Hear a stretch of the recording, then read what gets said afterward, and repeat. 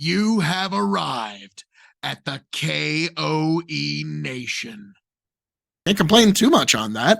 But I caught my house on fire, so you know. Wait, what? Almost there.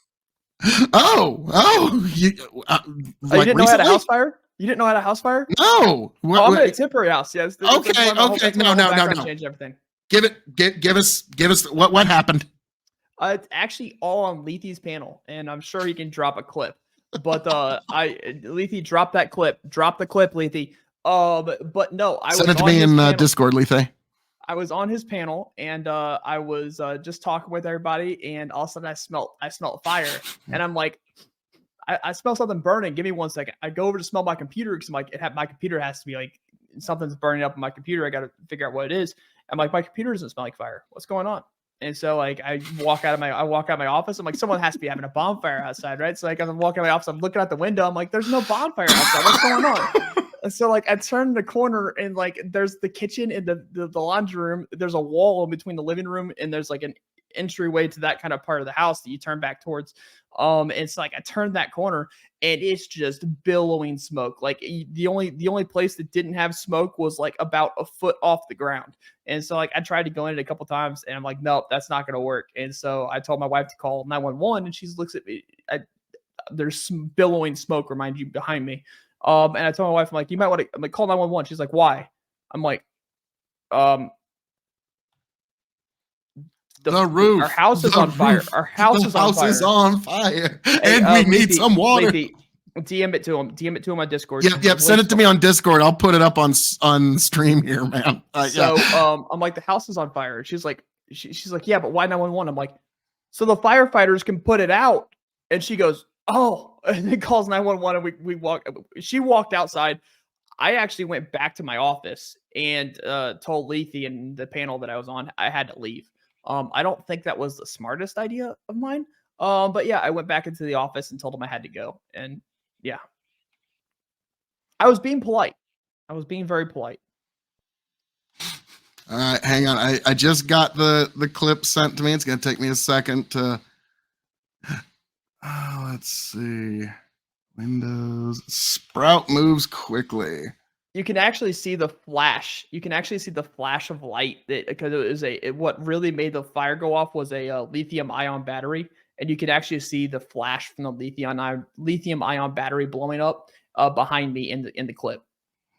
Oh, Lord Almighty. All righty, let's roll.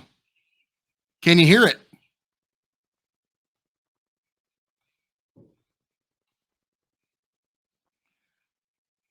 The fuck?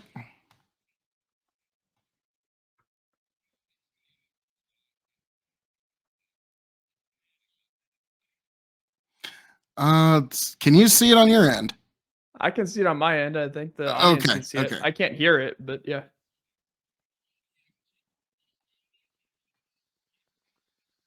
You can see the flash of light behind me here in a second.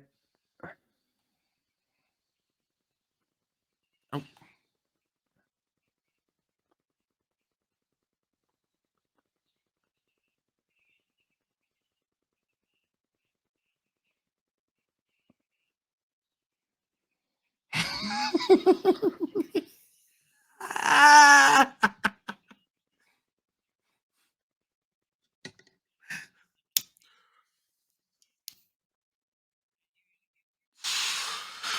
Yeah, if you can fast forward through this about a little bit and then like a little bit more. And this is where he comes back. Oh yeah, here you go.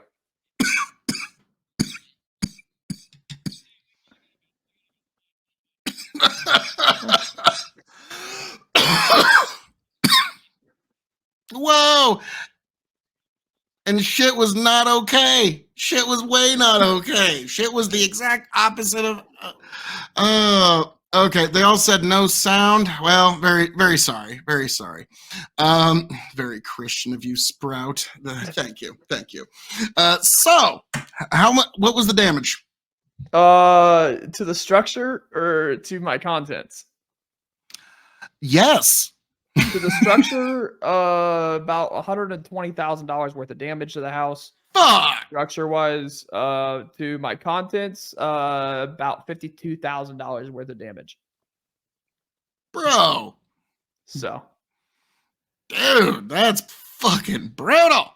which actually included my microphone. So I just got I got my contents check and got a new microphone. So yeah, feeling a little bit better now. I was using like a cheap where is it? It's over there. I can't get it right now. I was using a cheap what's the brand? Razer. I was using like a cheap Razer microphone that I bought from like Walmart for like $40. In the meantime, and waiting to get the contents check to get my microphone back, but finally got my microphone back, and they're working on the house, and I should be in the house by the midsummer, so maybe late summer. So where are you You're not at your. Oh wow, are you streaming from like a parent's house, acquaintance house, hotel? Insurance is renting out a house for me. Oh, okay, cool, cool. You know, hey, that's why, like, folks, that's why you have insurance. Yes. It's because guess what? Sometimes things happen. Yeah, if I didn't have insurance, I would be screwed. Yeah, you'd be living in a burnt out. Then you and Dre stood next to a burned down house. Yeah, that'd be you right now. Dang. So, you know, folks, this has been a very interesting time. We've learned a little bit about house fire. What was the ultimate cause? It was a faulty product. It was a steamer. There was a faulty steamer, electrical fire, and then it caught a lithium-ion battery on fire that blew up. And then that caught everything else on fire. Oh, fuck. Okay. Yeah. There's not much you can do about that. I mean, like when something just blows up and you're fucking like, dude.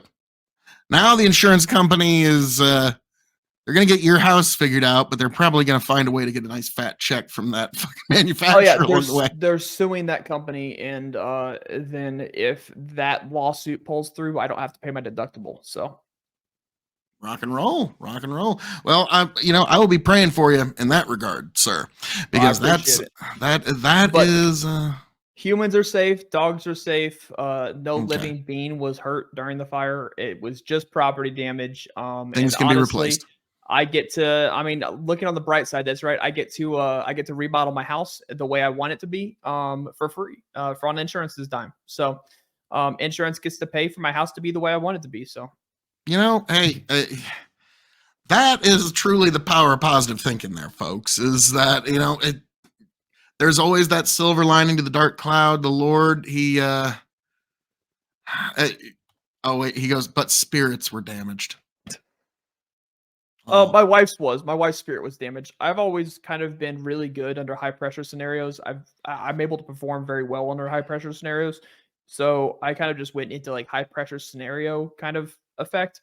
The hardest part that hit me, I guess, was my guitar that I received from a friend, like when I was a kid. Your whiskey gone. collection? The whiskey collection is gone. Yeah. Oh, what was your best bottle? I had 2 bottles of Blanton's up there. I got 7 bottles. Let me know what your permanent residence is. Fuck it, I'll send you one. when you get house warmed into your new home, let me know. I'll send you a fucking bottle, man. Because because like me, I'm kind of a tater myself. I go like I got 2 bottles of William LaRue Weller, 1 George T. Stagg, a Weller 107, Weller 12, Knob 12, several Blanton. Like, yeah, I had Knob 10. I had a whole bunch of stuff. I had Knob 10. I had Blanton's. I had a bunch of different rye whiskeys. A lot of it wasn't expensive. I think the Blanton's were my most expensive bottles. But at the same time, that's a lot of bottles that went up. I think the insurance totaled it up to like $600 or $700 in bottles of whiskey, in total. So yeah, it was interesting. The one that I was most upset about, right, is because I had stood in line for probably about 3 hours, 3 hours to get into like this like Christmas special. And basically you get to go in, and then Santa gives you a bottle of whiskey, and you get to pay like this really discounted price. You get to buy it MSRP. I had a bottle of store pick Buffalo Trace. Ooh. It was a store pick, and so I never got to even open it.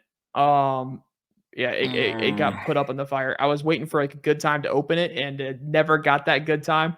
And the house decided that never was a good time. So That's why my personal whiskey spirit animal, Richard Patterson, he's the master blender and master distiller of the Dalmore single malt Highland Scotch. And he says, whiskey is meant to be enjoyed with good friends and family. Don't sit on a bottle, open it and enjoy it. And that's kind of well, I like, only had it for a couple months. Right? I didn't have it for a long time. Lethe goes, let this be a lesson. Every day lived is a good time. It's like I often say, like when I go to Bible study or something, hey, Phil, how you doing? Because I'm 6'3", so this joke works. I go, another day 6 foot above as opposed to 6 foot below. I'll take it. Because, eventually I will be 6 foot below. But until then, having a good time. But I'm a firm believer in that if you are a whiskey collector, whiskey is meant to be drank. It's not meant to sit on a shelf. So it doesn't matter how expensive the bottle it is. I intend on drinking every bottle I buy. Yep. And it just depends on when the time is that I intend to drink it. For more expensive bottles, it's gonna be probably a more important time. For the cheaper bottles, it's probably not gonna be as important. But I think that whiskey's meant to be drunk. And drank. I don't drunk or drink. I don't care. But either way, I'll probably save like the empty bottles though, as a sign of like the good memories and stuff like that. But like, if I ever have the chance to have a kid, and God bless I do, then I will get probably a really expensive bottle to enjoy after birth. Not the night of the birth. Me and my friend learned that lesson the wrong way. But no, probably probably a week after the baby's born, sit down with some friends and enjoy a really nice bottle of whiskey and or bourbon, and to just enjoy that. But no, to go into that story, me and my friend he had his kid born. His kid was born, and he had a $300 bottle of scotch. It was Johnny Walker Blue Label. Ooh. And he had ordered steaks, and he asked me to pick up the scotch from his house and pick up the steaks from Texas Roadhouse and take it all to the hospital with me.